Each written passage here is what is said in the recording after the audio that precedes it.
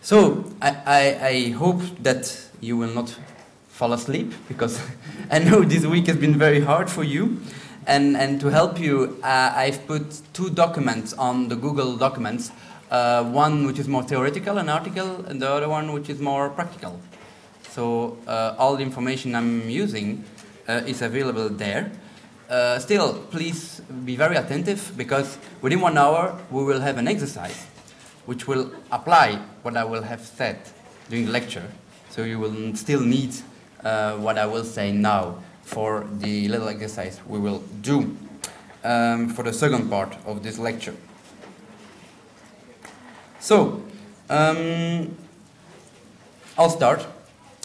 And this. So I just press. Okay. I'm trapped here with this. So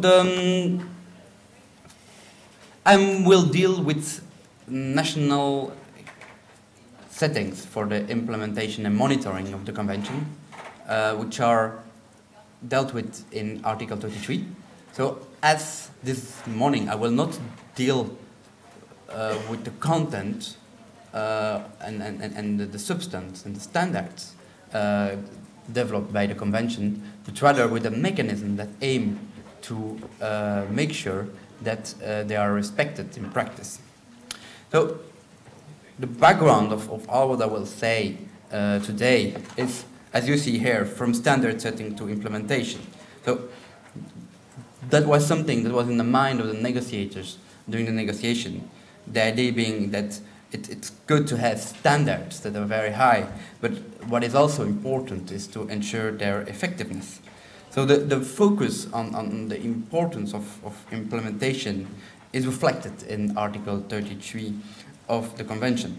And here you have all these structures, I call the foundational structures for the implementation and monitoring of the CPD, which aim to close the gap between human rights standards and their practical application at the national level. The idea is to maximize the effect of the Convention and foster as much as possible the acceptance of its underlying values. You have to read it in the light of a principle called the principle of subsidiarity, which stipulates that states are the main responsible for the implementation of human rights. And one scholar said, his name is Jack Donnelly, the struggle for human rights will be won or lost at the national level. And having this in mind, the negotiators found it very important to provide this foundational structure that are outlined in Article 33.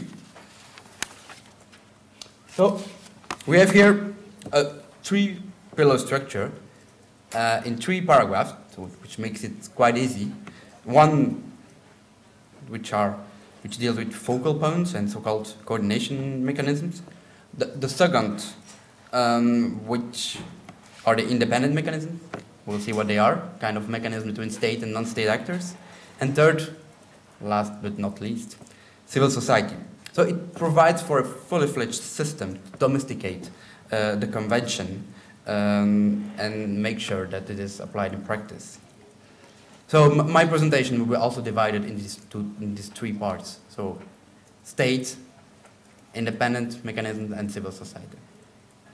So this is to a large extent a novelty. Most treaties, actually all treaties in the past, provided only international monitoring mechanism, as those that we have examined this morning. Here, there is suddenly a big focus on the national level. There is only one example, which was actually an inspiration for the drafters, which is OPCAT.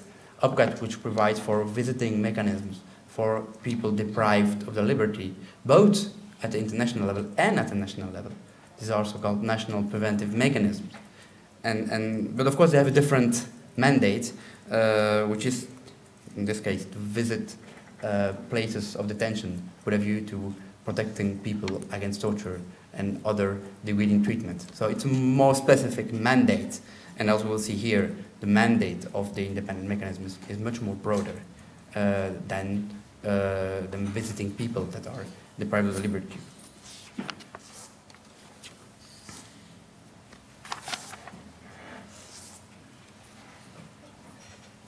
Okay, so we'll start now outlining this three-pillar structure, and I will start with citing the convention, because that's the text to which on which we should focus. And as you see, state parties, in accordance with a system of organization, shall designate one or more focal points within government for matters relating to the implementation of the present convention. So, as is clear from this text, creating, or rather designating focal points is an obligation.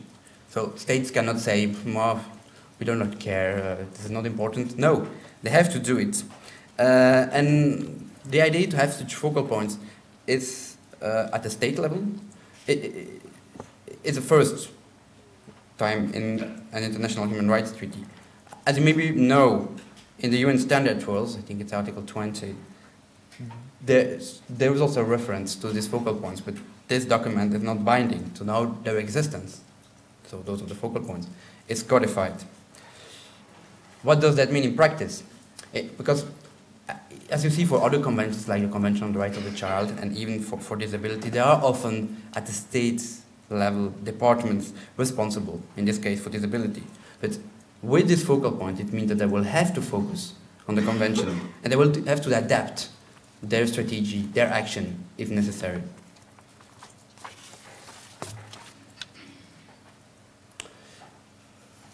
How do we do for the questions? Yeah, ask your question, please. Hi, thank you. Okay, I'm coming back now. I'm going to my next slide, and we'll see what does this practice tell us, and what are the functions of this focal point. As I said, for the practice, you can refer to the study I did for the OHCHR. You will have all the examples there. But it appears that most states have designated those departments that were already dealing with disability issues, which are ministries of social affairs or other departments that are dealing with broader issues, including that of social affairs. Which is not a problem. Maybe it could have been better to have also justice involved. But as long as they liaise with other departments competent in the area. As you saw, you can have one or more focal points.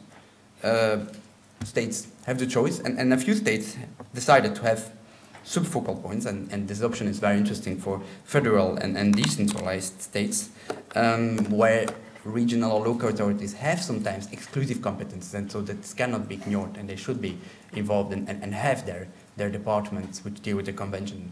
Otherwise, major aspects of the convention will not be implemented.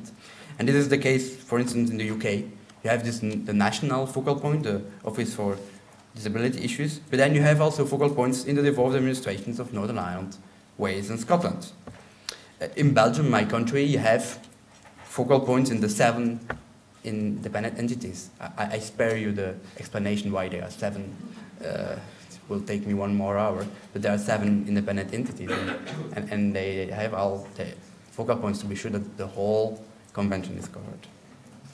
So, and these, in these countries, the national focal point, which is sometimes which is actually also the coordination mechanism in this country, will then cooperate with the regional level or local level departments that are the focal points.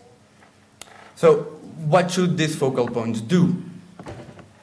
One of their first action, as you know, as you heard this morning, is reporting.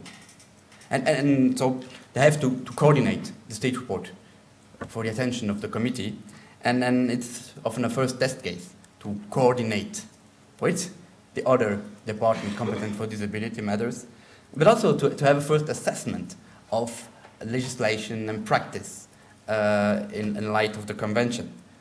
Of course, it should not stop there. It's not because you will receive a response within a few years of the committee that your work ends. There are many other measures which should be taken to implement the convention, and you have to define what should be done, examine for the different rights, how legislation and practice could be improved, engage in the development and, of course, the implementation of various disability right policies, possibly by having a national disability action plan. One important thing is that this focal point and the people that are carrying out the implementation should ensure that civil society can participate. We'll come back to this in the third pillar, dealing with civil society. And then one important function is also to have a contact point. So to play the role of contact point. And this applies both for the national and the international level. At the national level, it's important that people know who is responsible for the implementation of convention and actually who is carrying out the job. Again, then on the other hand, at the international level, it's important that international organizations and international bodies, including the committee, have one interlocutor to deal with. And this is, for instance, important in the cases of complaints.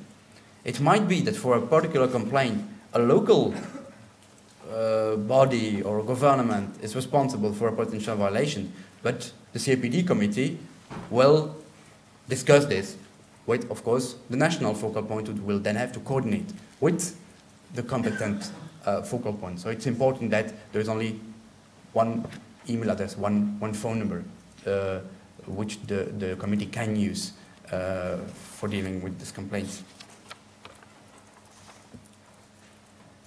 I move now to the second body mentioned in Article 33.1, which is the coordination mechanism. And as you see here, the Convention says that the state parties shall give due consideration to the establishment or designation of a coordination mechanism within government to facilitate related action in different sectors and at different levels. So in contrast to the focal points, there is no obligation to have this coordination mechanism. So does that mean that you can just say, okay, it's not an obligation, we will ignore it, we'll leave it aside? No, if you do that, you have to demonstrate that it is not necessary, that you don't need that because other bodies already do it. So in other words, you have to examine first the added value that such a body can have and see how you establish it. Again, this is the first time in an international human rights treaty, and the question is, what will it do in addition to the work of the focal points? So the idea is that they will provide for interministerial cooperation by not by adopting the policies, that's the role of the focal point, but facilitating discussions on the implementation of human rights between the different departments and levels of government. So you have two kinds of cooperation. You have either horizontal cooperation between public departments, which aims to mainstream disability rights across all public policies, and also vertical in federal or decentralized states to ensure that national disability rights policies are coherent. The idea is to have a joined-up government that avoids that the different policies take the form of fragmented measures within the country. Okay, so now we'll move to the practice. And as you see, as far as the coordination mechanism is concerned, there are different options that have appeared so far. Just to precise for the methodology, I'm focusing only in European states, most which have developed these bodies for the recent years. But of course, there are examples outside of Europe that are interesting. So you have the three options as I see it here. In many countries, the focal point is a coordination mechanism. So they liaise with the focal points to facilitate discussions on the implementation of the convention. And the question is there, do they have the capacity to do this? It is not the easy way out. Is there really a distinct function that they have, which makes them coordination mechanism? Most states have chosen for this option, including Austria, my own country, Belgium, Italy, Lithuania, UK, where the Ministry of Social Affairs, the appointed departments also coordinate between between the different departments or in federal states, between the different layers of government. In some countries, you have a distinct coordination mechanism, and that's interesting because it makes the coordination aspect more visible, and then it's easier. It's easier then to identify the role of the coordination mechanism than when the focal point is also the coordination mechanism. You have, so, for instance, in Germany, a federal commissioner. Here you have a single person body whose role is to facilitate discussions not only between the different ministerial departments, but also to make the link with civil society organizations. So that's also something that we will come back to that. That is interesting when you have a distinct coordination mechanism. Some countries have chosen to have no coordination mechanism. Is this just an easy way out? It depends. In small states, if you multiply the structures, everybody will be in all the structures, and it's a bit duplication. For instance, I went a year ago to Malta because they asked my expertise to implement Article 33, and all the departments were in the same building. So they're all already together. So it's no sense to have a coordination mechanism for them. But there are certainly also other examples. So one lesson of all this coordination mechanism and this joint governance is that it's not just coordinating, it's not just having different elements and putting them together and doing something consistent. No, it has the purpose to give a face to the implementation of the convention and to facilitate cooperation not only at the horizontal level between ministerial departments, but also at the vertical level, and, as we will see in the third part, to include persons with disabilities and their representative organizations in this process as provided for by the convention. So it has multiple purposes and can facilitate the implementation of the convention.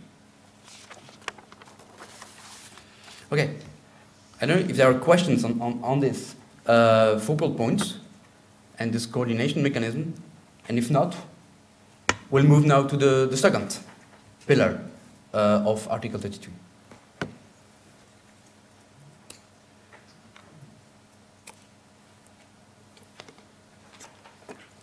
No questions?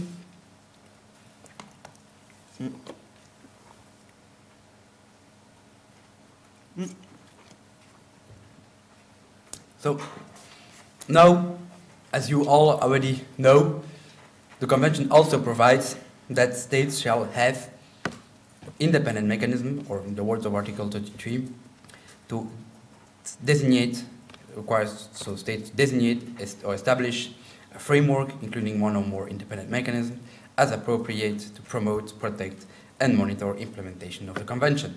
When designating or establishing such a mechanism, state parties shall take into account the Paris principles. So, that's Article 33.2 has risen a lot of debate, because when states ratify the Convention, often the first thing they examine is Article 33.1, who will coordinate the state report, and then second, who will be this independent mechanism. So it's often one of the first discussions you have when states will ratify the Convention, and often the discussions drag on until they submit the state reports to the committee, because they want to indicate to the committee what measures they have taken and which bodies have been designated. So I will go through the different elements of this independent mechanism, and also have explain what these Paris principles are, because that's the principles to which Article 33.2 refers, and this also has risen a lot of controversy. So, Article 33.2 gives a lot of leeway. It allows you to designate or establish. Actually, Article 33.2 says designate, strengthen, or establish, but it's clear that when you designate, you need also to strengthen in order to be sure that the body can play its role under Article 33.2 and is compliant with the Paris principles. So, what will states do to implement this article? They will look at the bodies they have and what role they can play. And in function of that, they will designate or establish mechanism. So there is no one size fits all. It depends on what already exists in a particular state. So it also says, like in Article 33.1, that you can have one or more independent mechanisms.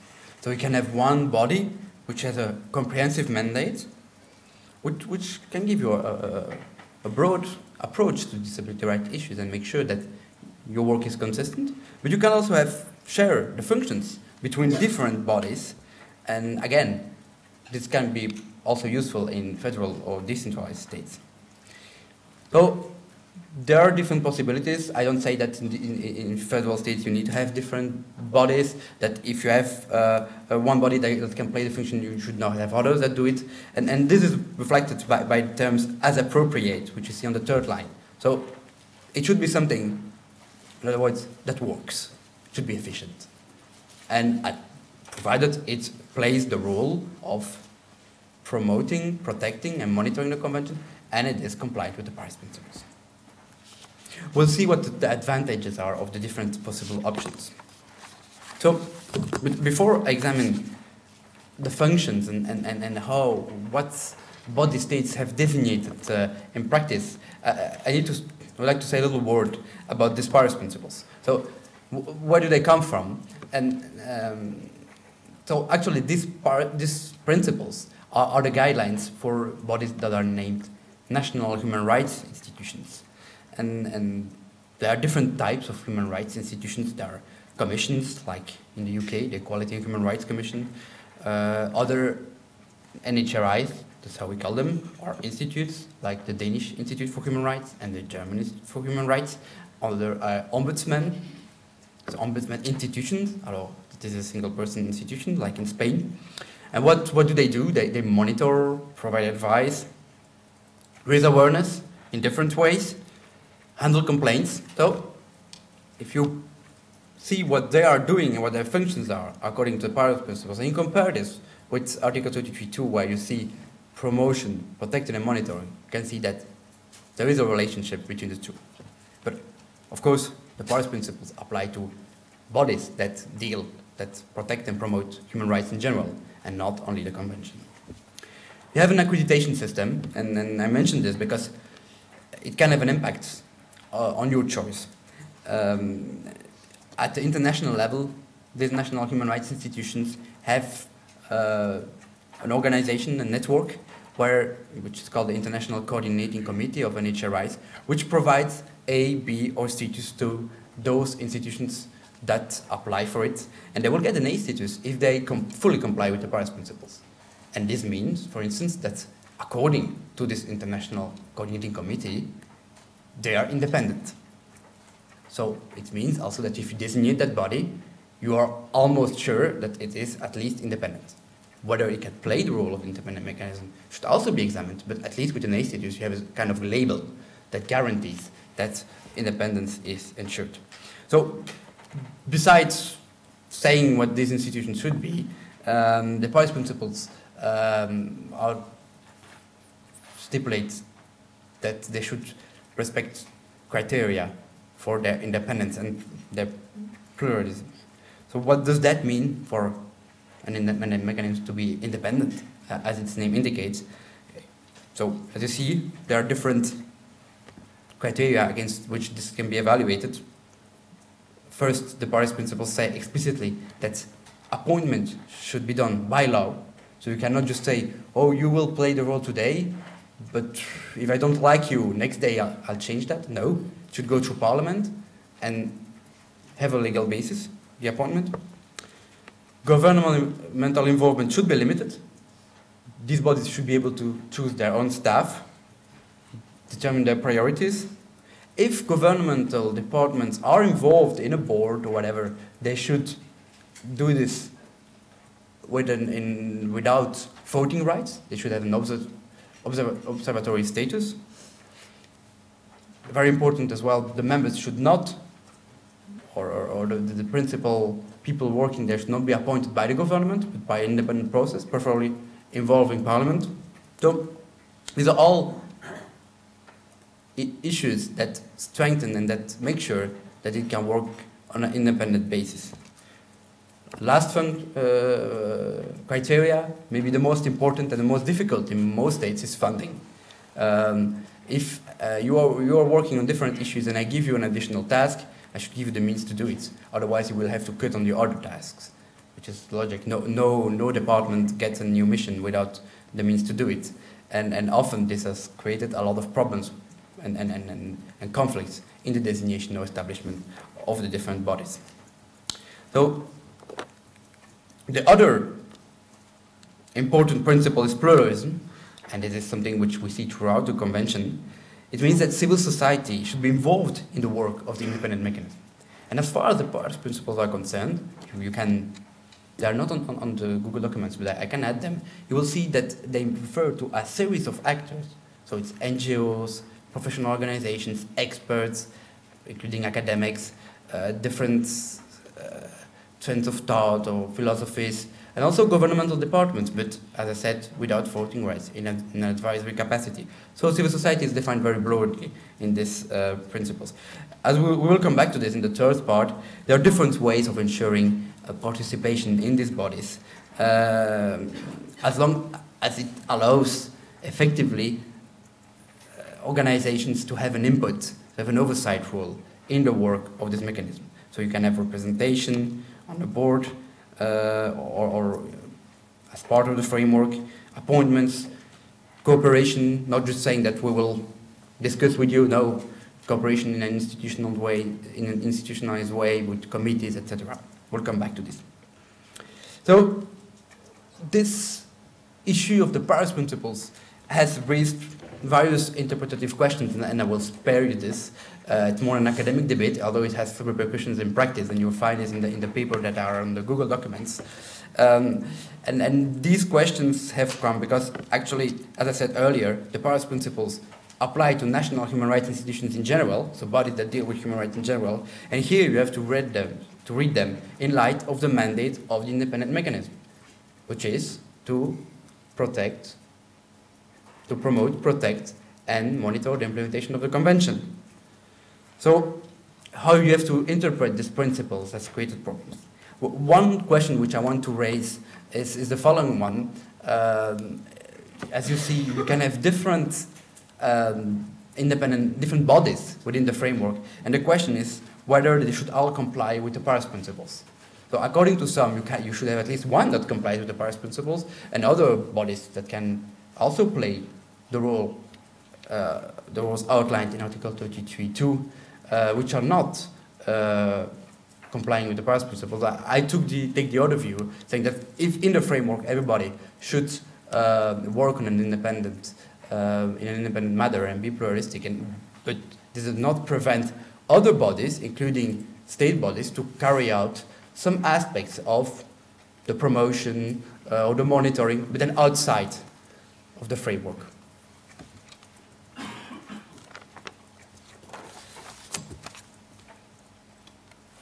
So here you have the functions. What should this mechanism do? And as you see, it's very broad. I tried to define all type of actions that they can take to fulfill their mandate. And as you see, for promotion, you have raising awareness, which you do by disseminating materials and organizing events, training, making sure that people whose action might affect persons with disabilities know what the Convention is. Education should be in curricula, within and outside the school. Research, promoting the understanding of the Convention and translate this at the national level. So it's a broad activity. Protection. When people see protection, they often think about handling complaints, which is of course, so meaning that trying to solve alleged violations either through conciliation or by using quasi-judicial powers, but also amicus curiae, which means providing advice to the judges, either at the national level or the international level. For instance, in the case we heard this morning, DD versus Lithuania, the different NHRIs grouped together to provide an amicus curiae brief to the European Court of Human Rights, giving them a comparative analysis of the situation on the review in the different countries in Europe. So it's national level and international level. Assistance, legal, strategic, financial, or representation before the courts. So it's very broad. Monitoring, very important aspect, which can be done by evaluating the compliance of laws and practice with the Convention, giving opinions on different disability rights issues. Data collection, to help to explore the application of the Convention in practice and contribute to the building of indicators. Encourage states to provide data and then analyze this data to make recommendations on the implementation of the convention. General inquiries. We saw that the committee is doing that, but here at the national level you could alert policymakers on important issues brought to this mechanism on a confidential basis or otherwise, and use the media to raise attention to different aspects. Follow up, not on, for instance, to the concluding observations of the committee. Make sure that this committee, which gives you possibilities for action, is listened to, and that by the next stage report, the recommendations are implemented, but also the judgments or promises of the government. Make sure that when the government says in an international area, I promise to have a legislation that will change political rights institutions, well, that they not get off the hook, that somebody a few months later reminds them of what they said in international fora, etc. So now I will turn to the practice. Again, I can refer to the study I did if you want to have more detail on the different bodies, on their origin, their designation, what they do, their shortcomings, how they cooperate with other elements of the framework. And I tried to see which are the possible options that states have when implementing Article 33.2. As I said in the beginning, this will depend on what they already have and what role the bodies they have can play.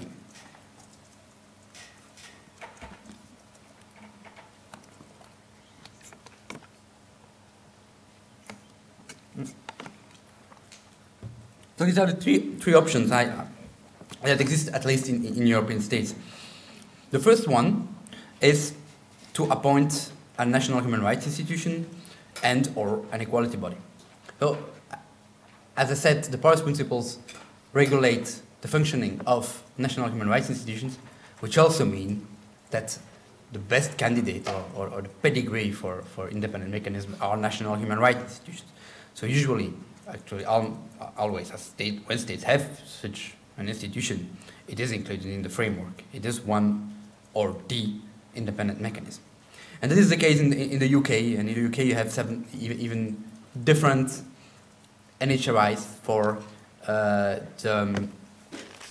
so for England, for Scotland, and Northern Ireland, you have the Equality and Human Rights Commission.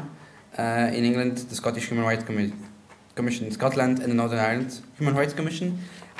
Then, interestingly, in Northern Ireland, you have also the the Equality Commission for Northern Ireland. So there you have a combination of the NHRI and the equality body. And this is interesting because it ensures that the full mandate, protection, promotion, protection, and monitoring is covered by the two institutions.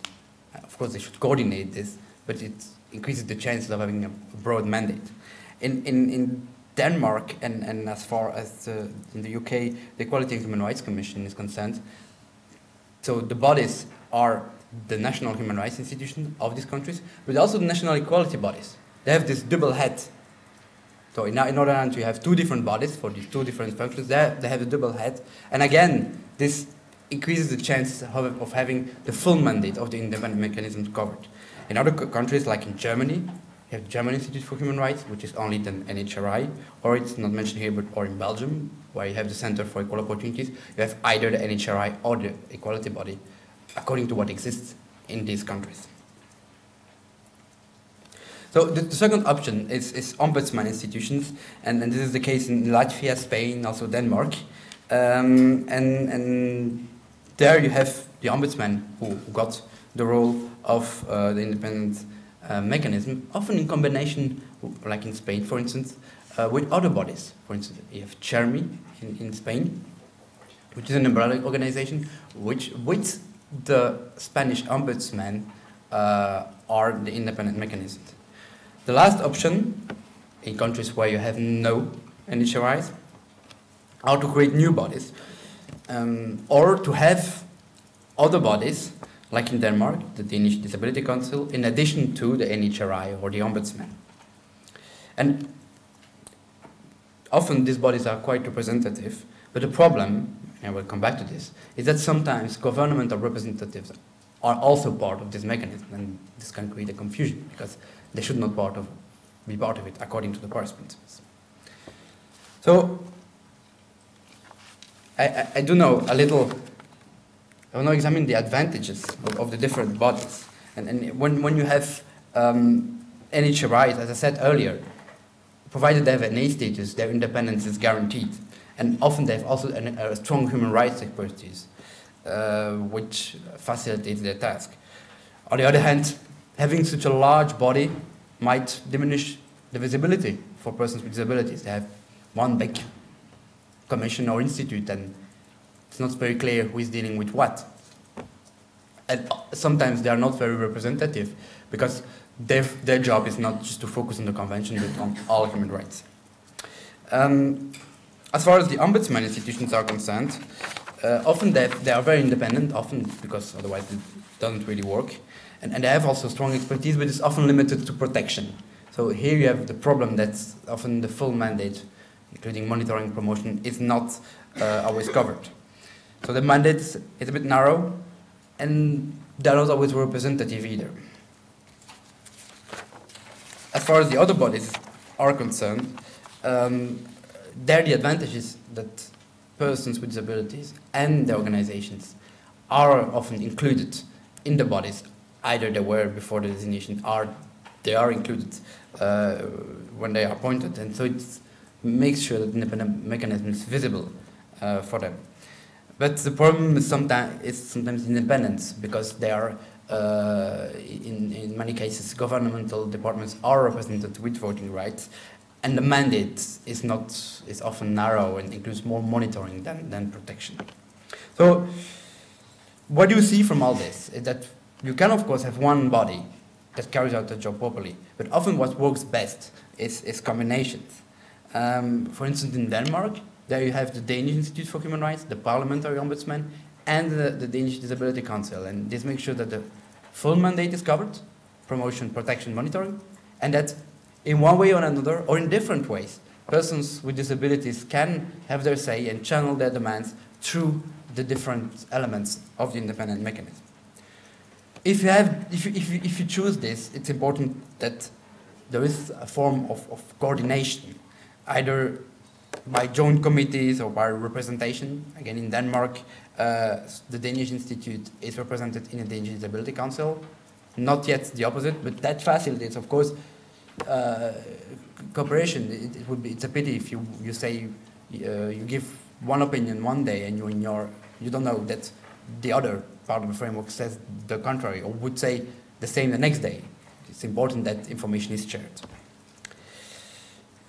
Again, just for your food for thought, the definition. What is a framework? It's one of the. There have many conferences and work forum on this article, and one thing that struck me is that people have difficulty in defining this framework. So as you will see in the papers, actually the framework can be different bodies. Of course, if you have different bodies, you have a framework, you have different elements, but it can also be just one body that has been adapted and that cooperates in one way or another with civil society. So I think what's important is not just the strict legal sense, but it's the way in which it works and how it has been adapted to fulfill its role. So the conclusion is there is no standard model, and these things are evolving very quickly, because it's not because you appointed one body or you have a framework that you should not revise it. This is a learning by doing process. So it might be that the three options within a few years change. The thing is that you should not import solutions, but see what can be done with existing bodies, make sure that the full mandate is covered, and ensure that they are compliant with the Paris principles. And it is the role of civil society not only to make sure that the good solution is found and start a reflection process if the state is doing nothing, but also maybe to criticize the working of the mechanism if they can be more independent or play better their role under Article 33.2. So they have a kind of watchdog role towards this independent mechanism. So now I move to my third part. Are there questions on these independent mechanisms? Yeah, the gentleman. That on the one hand, I think that multi-level involvement, so participation through different channels to provide an input in the decision of governmental policies, is the best way to ensure the participation of persons with disabilities under the convention. If you have only one channel and it doesn't work, what do we do? The idea is to have different ways in which you can make your claims and explain the situation and choose between them, and sometimes act outside of them. Then I agree that in one way or another it's more effort. But on the same hand, you can be strategic and say where you will put your effort, what you will do outside of them, how you will use them, and try to use the resources of others to direct them in the direction you want, to make sure that they support your action, and possibly find also other ways to make sure that this effort is multiplied. So you should not do the same in different fora. I fully agree with that.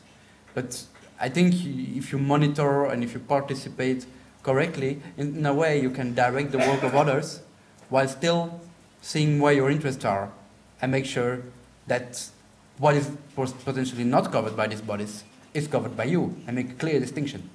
I know. So, but you're right. It's you should think about the efforts that all this costs. The participation is costly.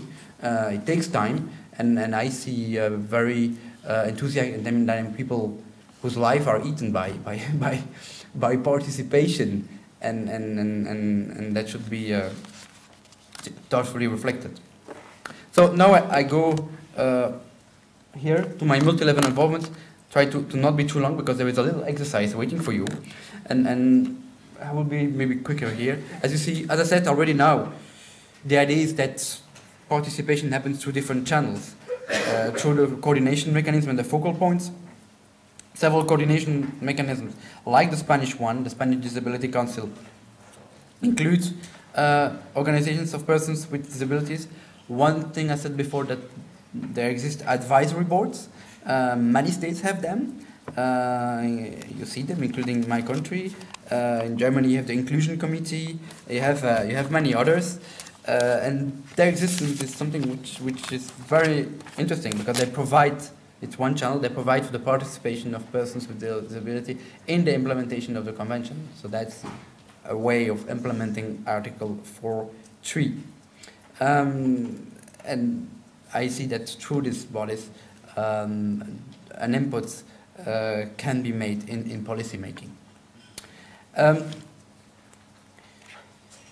However, these bodies have sometimes become the independent mechanism in certain states, and this has led to a confusion to Article 33.1 and 33.2, because their role is to advise states in decision-making processes, but not to monitor and to protect.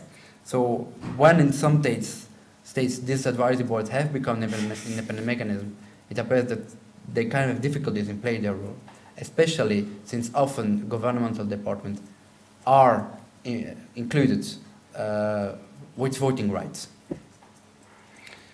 As I said earlier, as far as the independent mechanisms are concerned, there are different ways of applying pluralism. Representation, which is one way of doing it, by nominating, to make sure that the different people on the board are nominated by DPOs and not by government, or at least proposed by DPOs. Some bodies, like in Spain, Germany, are only composed of DPOs. One other way is to appoint persons with disabilities on the board of the independent mechanisms, like is the case in Germany and in the UK, where you have a statutory requirement to have a person with a disability in the board. You can also have cooperation, either by institutionalized meetings, like in Germany, or steering committees, like in Belgium, where you have also not only the representative organizations, but also trade unions and academics. And last but not least, and this comes back to Tim's question, capacity building. It's important as well that the state makes sure that organizations can play their role under Article 33, so I didn't cite it, to be involved and participate fully in the monitoring process outside of any structures if what they expect from these structures does not come. So there is also a requirement to make sure that they can monitor the convention on their own, defending their own interest, in addition to their participation under Article 33.2. So, to conclude, we have here a very complete monitoring system, and let's hope that this different bodies will help to accelerate the process of the implementation of the convention. As you saw this morning, there are many other conventions at the UN, and often when you celebrate the 20th anniversary of our convention, I won't say which one, you are very disappointed. You say, oh, it's good we have a convention, but when we look at the practice, it's not so good. So the idea of these bodies is, to, as I said, to domesticate the convention and make sure that states not just ratified for their good image. And yes, so the purpose is to transform all these obligations in reality and to make sure that what we have now in this wonderful document helps organizations, different body to improve the life of persons with disabilities. Here we are for the lecture. I don't know if there are more questions.